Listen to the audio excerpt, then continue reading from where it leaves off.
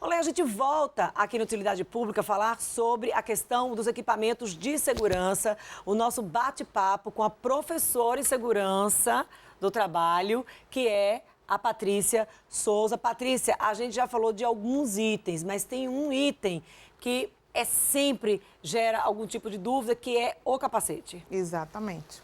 Então, nós temos aqui, né, eu trouxe para mostrar a vocês, né, um dos modelos utilizados pelos trabalhadores, né, que é o capacete de segurança. Então, o capacete de segurança, ele precisa ser utilizado a partir do momento que a pessoa, né, adentra um ambiente considerado perigoso, que possa ocorrer a queda de objetos, batida da cabeça em estruturas, em tubulações, não é? Para que essa pessoa, né, não se afaste ou até não venha a falecer por conta da queda de um objeto pesado na cabeça, né? Então, o capacete, ele deve ser utilizado o tempo inteiro, enquanto a pessoa estiver num ambiente dessa natureza, né? Então, o capacete tem essa estrutura, né? Em que não existe somente esse tipo de capacete. Para quem trabalha com eletricidade, existe uma aba maior, né? Para evitar justamente a questão do contato com a eletricidade e evitar com que a pessoa venha a ter um acidente, né, para manter fatal. A distância mesmo. Exatamente. Então, ele tem um dispositivo, né, que faz com que você ajuste a cabeça, né, um dispositivo atrás, na nuca. Ele tem a carneira, que vai proteger com relação ao impacto do objeto. Que é essa parte interna, essa parte interna do capacete. Essas fitas internas. Exatamente, essa fita interna, ela é absorvedora do impacto, ok? E tem também... Por isso essa distância da fita para a parte interna do capacete. Exatamente. E tem, né, a jugular, por onde deverá ser colocado, não é, ajustado no queixo da pessoa que vai trabalhar. Então, é um equipamento assim, né, simples, assim, que todo local de obra, por exemplo, tem. E que às vezes as pessoas fazem assim, não, eu vou rápido porque eu vou visitar. Isso. E aí, não precisa utilizar, não precisa. Isso, em qualquer situação que exista necessidade de circular no ambiente perigoso, a pessoa precisa portar e estar com ele na cabeça. Ninguém quer ser notícia por questões de equipamento de segurança, pela falta do uso, né? Exatamente, isso não pode acontecer. Além do capacete, nós temos óculos de segurança, não é?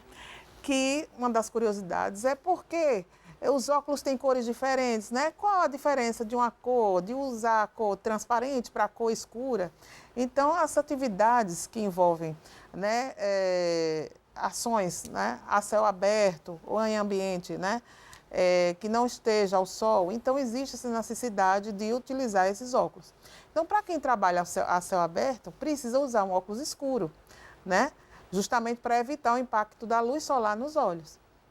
Além dessas questões de ambiente em si, né, da questão da radiação solar, existe a necessidade também do cuidado com as lentes do óculos por conta dos arranhões, né? Então, as pessoas precisam utilizar corretamente no rosto, e nós vemos muitas vezes, né, os trabalhadores com os óculos em locais inadequados, tipo na cabeça, pendurado. Então, pode acontecer, né, eventualmente, a projeção de um objeto, não é, de alguma máquina, de algum equipamento, na direção dos olhos. Então, a pessoa estará protegida com o óculos. A utilização dos óculos não é para ficar mais bonito, é uma questão de segurança. Exatamente. Inclusive, pessoas utilizam, né, até para passear os óculos de segurança, porque ele tem um certo design, né, que as pessoas gostam, né, acham bonito para usar. Gente, são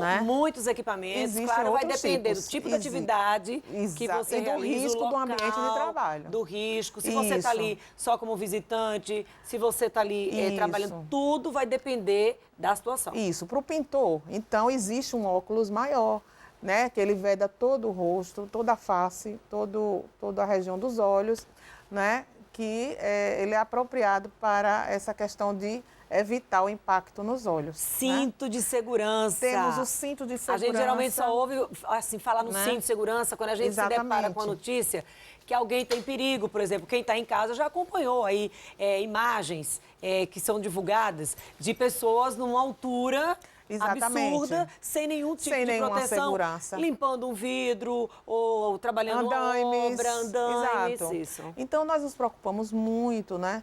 Com essas atividades que as pessoas fazem, não tem o devido cuidado. Principalmente aquela pessoa que contrata alguém para fazer atividade em altura. Então, hoje nós temos uma norma, que é a NR 35, que é ligada exclusivamente à atividade em altura, com diferença de nível de 2 metros. Então, qualquer atividade hoje precisa ser utilizado o cinto de segurança. Não é? Então, com os seus acessórios, né? Eu trouxe aqui para vocês verem, né? Esse acessório aqui que ele é utilizado juntamente com o cinto de segurança na medida em que as pessoas, né, realizam a subida, né, nos obstáculos, né? Nos andaimes, nas estruturas. Num prédio, por exemplo, em prédios, limpeza de um prédio. Exatamente. A gente está falando só, geralmente quando a gente ouve falar muito, Patrícia, em equipamento de segurança, a gente está falando muito em construção. Mas a gente também precisa entender que o equipamento de segurança é muito importante para manutenção. E também um dos maiores cuidados, né, que a pessoa que recebe esse tipo de equipamento precisa é avaliar o estado físico do equipamento.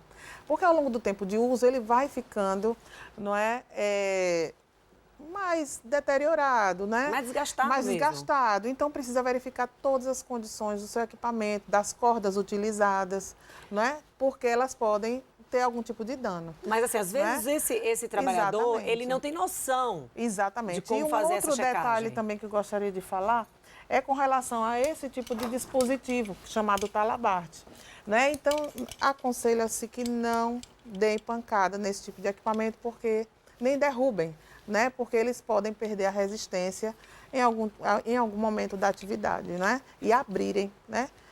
Essa estrutura, ela pode abrir no momento em que a pessoa estiver fazendo o serviço de altura. Nós temos também a questão dos macacões. A questão dos macacões que eu trouxe para mostrar a vocês esse tipo aqui. Existem vários uniformes, né? Em que os trabalhadores utilizam. Então, eu trouxe para vocês verem, né? Esse tipo aqui, né? O macacão tipo nylon, né? Que geralmente os pintores industriais utilizam. Então, precisa, além de estarem utilizando os macacões, utilizarem a máscara, óculos, né? A depender do ruído no ambiente protetor auditivo.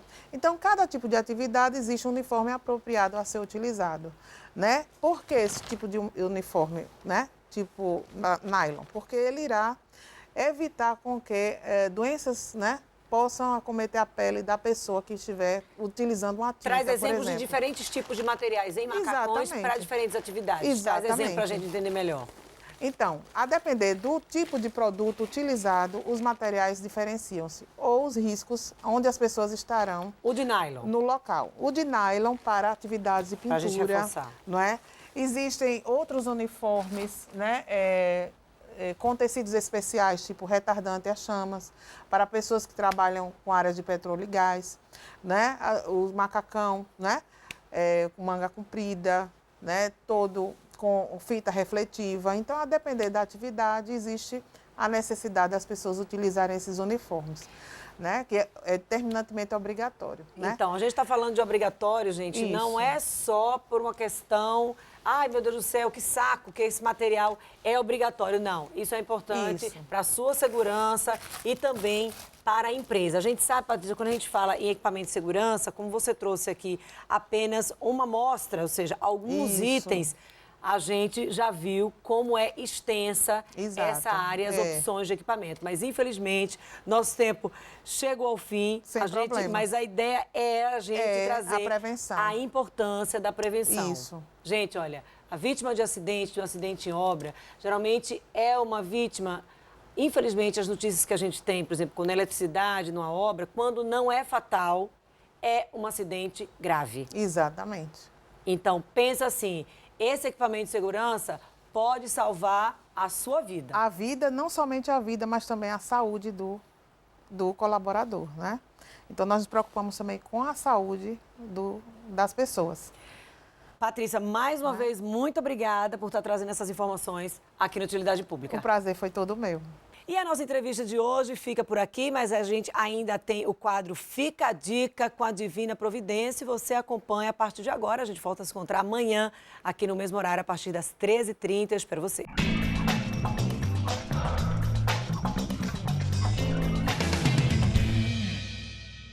Olá, meu nome é Priscila Randal, sou personal organizer na Divina Providência e venho mais uma vez trazer uma dica para você, dona de casa, para facilitar a sua vida. Então a dica de hoje é sobre a esponja de pratos e sobre a toalha que a gente usa também na cozinha. Então, a dica que a gente vem trazer hoje é da importância da gente separar as buchas na hora da lavagem das louças. Então, o que a gente indica é que pelo menos separem 2 buchas, uma para copos e uma também para louças em geral. Por que isso? Porque muitas vezes quando a gente pega a mesma bucha, limpa a panela, né, a gordura da panela, outros, né, acessórios na cozinha, isso quando depois você vai lavar um copo, pode acontecer que fica aquele cheiro desagradável, ou a limpeza daquele, né, do copo, de uma travessa de vidro, fica com aquele cheiro característico de ovo, de gordura, ou também não limpe direito. Então o que a gente indica é isso, da gente separar 2 buchas. Tem dona de casa, né, que prefere às vezes separar, tem mais vezes, mais buchas, né? Uma bucha para copos, outra para panelas e outra para louças em geral.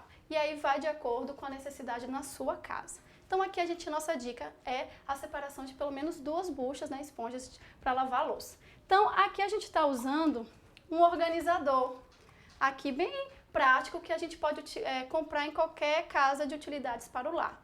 Então o que a gente indica, para não ter confusão na hora de trocar essas buchas, de pegar uma bucha de copo, uma de louça, é que você identifique. Então essa aqui, a nossa, vai ser o organizador aqui com a bucha para copos. E aqui a gente tem o nosso recipiente de detergente com a bucha aqui, né, de louça em geral. Então aqui o nosso organizador, a gente só vai, como ele é de ventosa, que adere, né, na superfície da cozinha, te molha um pouquinho e fixa aqui no granito da cozinha. E aí fica, né, uma bancada bonita, esteticamente e funcional, porque agora na hora que eu vou lavar uma louça, eu tenho uma bucha diferenciada para copos e uma bucha aqui para louça em geral. E o pano de prato? Por que se separar? O que acontece muitas vezes é que a gente tem somente aqui no exemplo desse fogão, somente uma toalha, né, de prato. E aí a gente enxuga a mão, né, enxuga a louça, né, tudo que faz na cozinha faz com uma única, né, toalha de prato. Só que tem um problema, às vezes o suor da sua mão pode fazer com que contamine aqui essa toalha de prato e depois você vai enxugar uma panela, um copo, um prato. Então essa gordura que vai ficar acumulada é prejudicial. E muitas donas de casa e funcionárias também têm mania de fazer isso, ó. Colocar no ombro, né, o pano de prato, ou colocar na cintura, e isso não é legal, porque toda essa gordura que está no seu corpo vai passar para o pano de prato e depois pode passar, né, para aquele recipiente que você vai enxugar, né. Então o que a gente indica? De ter 2 panos de prato. Um pano de prato para você enxugar a louça em geral que você tiver na sua casa e um pano de prato somente para a sua mão.